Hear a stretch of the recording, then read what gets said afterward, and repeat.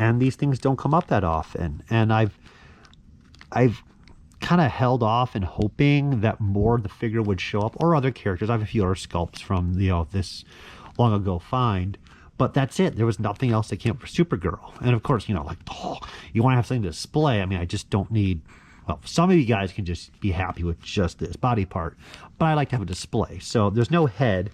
So I picked up this character, which is this cool bug alien face called Taraxis, which is an unproduced Build-A-Figure wax sculpt Castelline head. So, I mean, again, badass looking. It looks beautiful on that Supergirl body, because that's how I roll. That's how I want my women to be like. And, also being unproduced. Hell yeah. Picked up, this is, let's say Extreme Dinosaurs. No, yeah, Extreme Dinosaurs. Pterodactyl, was it? The little hook missile. I think this might be a hand-painted hard copy. I haven't really gotten down and dirty and inspecting it compared to a production one yet, but that would be awesome if it panned out that. But it's also possibly be production. Oh, there's a shadow. Look how poor this video is. The lighting is just straight up. I had to do the couch because it's the only layout I can do at night right now where I won't be bothered. I think this is Stargate. This is a bust that was internally made to help design the the heads of Ra and Anubis and so forth. They needed like a bust to put it on and sculpt the helmets. Cadillacs and Dinosaurs. I get offered some parts and pieces, and I need limbs to complete figures, and I can't remember at times which ones they are. So I just keep buying stuff because the opportunity is going to stop happening. So just pick that stuff up. That's what all this stuff is up here. Oh, here's an Army Ant piece. Production. I just not sure if I needed it. I don't know what these guys are. They're a little bit of an odd history. Some of these are castings. Some of these are sculpts. They're like these little balls. They're all rolled into balls. This one's pretty cool. A wrestler wrestling a snake. Demon. Vampire. Smaller version. Or it's like kind of a superhero one there, actually. Crazy sexually posed or sexually frustrated UFO alien. Because if you're going to fly below mindless creatures like humans, you might as well radically pose yourself above your UFO. At least that's what I would do. Oh, he's got stars in his eyes, so definitely that's what he's thinking. I like the little windshield wiper there. So I'm not sure if these were produced. I like them. I don't think they have any, massive value, but they're neat and they're fun stuff. Here's a casting. And then here's a part where they were reworking parts of it and merging the ball together, because these must be very difficult to sculpt. So, oh yeah, this is really badass. Oh, this is so badass. Again, not big money, but who did not have these little snake toys to play with, when you were a kid? Let alone a two-headed snake from Hercules, dragon snake. It wiggles and rattles and glows in the dark. That's all a grown man really needs. I'm not hearing it rattling, though. By Yaru. Yaru. It's a good kid's name. Should be a firstborn right there. Yaru. Probably mid-90s. Taking on Hercules, the TV show, with the amazing Kevin Sorbo. I mean, if they renamed the show Kevin Sorbo instead of Hercules, I think it still works, actually. Picked up at this at a flea market in Ohio. A lot of chromeware, but then I looked them up and found out most have chromeware. Just look at the face. Can I play at the back? No. $40. I paid $3. I mean, I was surprised they were going for that much. I'll probably end up getting less. It's when you sell stuff, it always ends up being that somebody else will get that price. You won't. You never will. Cheapy stuff too. I showed some other figures I picked up. It was like $2.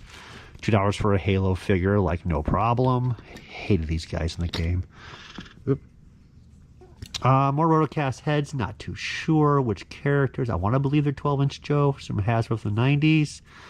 But this could be like a sports player. I don't think so. So most sports players are from the 90s are very familiar, but this guy just looks too angry to be a sports player. Just more basic figures. Picked up, I don't know if I mentioned this earlier, let's say Dino Thunder. Dino Charge gun, which is one of the better cosplay accessories to get. $10. I think there's about 30 now. Tougher Mighty Max.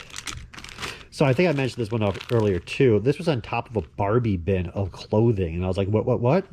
$2? Like, what's the odds of all the stuff the Indiana Jones hat would be in there? Mesogog, which is not worth as much as I thought he'd be worth for a Power Ranger set exclusive. Had to pay the $5. I'll probably get 15. And you know what? It's not mega money, but it's still money. This is for my personal collection. Very big Beetlejuice fan. I'm not buying up every novelty item for it, but a video game, let alone a floppy Tandy video game, I could not resist. What else is in this thing? Oh my god, what is this? Oh, I get both floppies. Oh my god. That's awesome. Buy 2, get 1 free. No, that's something else. Yeah, I love Beetlejuice. And this actually, for like how basic it is, it's pretty cool. I didn't even look the game up to see what it was valued at. I was just like, $25, no problem. Shipping would be like $8 anyways. But yeah, I used to watch this cartoon far too much, and it brings back those happier memories. I like happy memories. Got these two for a pretty good price at the show. $50 for Sergeant Bananas, which is skyrocketing up, which is unexpected. Everybody loves those mutant characters. Blue Chest Fillet. That's for my collection. I already have one of these to flip. A little bit of lifting, but about 200, so I did really good. And of course, as I always mention with these shows now, everyone's there to buy and to flip pretty much now. So I had held them. The timing's about a minute, where you have 1 minute before another dealer / collector comes right by and would buy the exact same good deal that you're buying. It's not easy. It's not appealing. One guy, he brought these out and they were passed on, but I bought them at, I think it was 100, 75, and 75 with some bubble cracks, but I mean, they're still mint figures, heavy package wear, but either you're in or you're out on this 5-inch knockoff, but not knockoff, He-Man, Spectratron, everything line. And I have a nice loose collection, but I just can't dive into all package. So I'll probably let those go. I have to pay for them, this stuff. I have to pay for that stuff mainly. Sky Dancers, some molds. Some original wax sculpts. These are mostly hard copies, I think. Couple waxes in there. Here's a unknown wax sculpt, if anyone knows. I thought it might be Cadillacs and Dinosaurs, but as an accessory staff, I have no idea. But most of this is for the McDonald's line, and why not? You know, it's maybe my last trip there, so I might as well just grab some funky stuff. Whoa. Some more heads. I'm not sure who they go to. Is that Gung Ho? I'm dropping them. I think I covered a couple of these earlier. This Strawberry Shortcake Monkey, really obscenely soft versus a harder rubber. This looks like a weird Chip Hazard, but it's not. And somebody hollowed all the way through. Here's a wax cast. It kind of looks like a 12-inch Ryu. I don't know. The world may never know. But more importantly than G.I. Joe is Pound Puppies. Pound Puppy roll call. Doom, doom, doom, doom. No, I know. This one was better. It was primered up for Cadillacs and Dinosaurs. I had to grab that one. So I finally picked them up. I have the wax sculpts, and I was holding off on buying the molds, but I believe these to be an internal, never produced G.I. Joe style line. All the limbs are broken down like O-ring, swivel, very military. I thought I had two torsos. I do have some more torsos. Nothing like unique of like a G.I. Joe after the 283 line, where they got more interesting with the designs versus just basic military. These are back to basic military. I got the waxes that I mentioned, picked up the molds finally. The price, we worked it out. It was still up there, but you know, I'm probably the only person that may care, but I think it's really a fascinating part. This is probably going to be, I'm going to guess, early 90s to mid 90s. This was conceptualized. I think there was about 10 different figures. They do kind of remind me of Unifighters from Galoob. And I know Galoob worked with this group in design, so maybe it was a conceptual Unifighter line. Maybe it's like a series version of Unifighters. I don't know. I'll probably have to go out there and talk to the Unifighters group on all the experts of Unifighter collectors, because, you know, there's so many of them. Unknown torso. I just grabbed it. Very large. Almost no detail, but at this point, when in doubt, buy them out. Cadillac Dinosaur weapon mold. This is Tonka Keepers. I think it's the rabbit. It's the two arms. I actually have the wax for that I picked up. To finalize this overly absurdly long video, which only 2 people are watching, an unknown Frankenstein. I have collected Tyco for a very long time. This looks like to be an unproduced Frankenstein, which I mentioned earlier, but here's better shots of a 6-inch Frankenstein from the 90s, most likely, versus the 80s. Could be late 80s.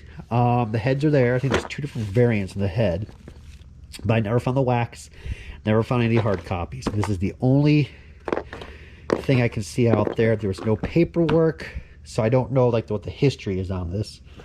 Some more hard copy pieces. Here's a bad cast Biker Mice from Mars. Some more Cadillac Dinosaurs. Sky Dancers. Unknown wax sculpt of a handle for a weapon. Might as well, right? Cover your bases. Nightmare for Christmas Sally head. Lots of tidbits and unknown stuff. I may have shown it earlier in the video. Mario Brothers Goomba arm. The girl from Lost in, let's say Lost in Space. No, not Penny. Lost, Land of the Lost from the Tiger line. More limbs to cover bases, and you always have to have a Mustafa hard copy head, or none of it's worthwhile. But yeah, I mean, overall, it wasn't as... There were previous trips to this place, this one place where I found like, oh, but I mean, everyone else has been going. It's been getting tougher and tougher to scrounge stuff out, but overall, a very fun trip. But spending 95 degrees outside and being in that attic, oh my god, never again, which most likely is never going to be happening again anyways. And then I never had a horseshoe fly. I've never seen one. I know about them, but like one landed on the car, and it was just like sniffing around the car looking to get in. This thing was like 1.5 inches, hideous, but I was intrigued and interested because it was like not a normal fly. It was just trying to find its way in to kill me.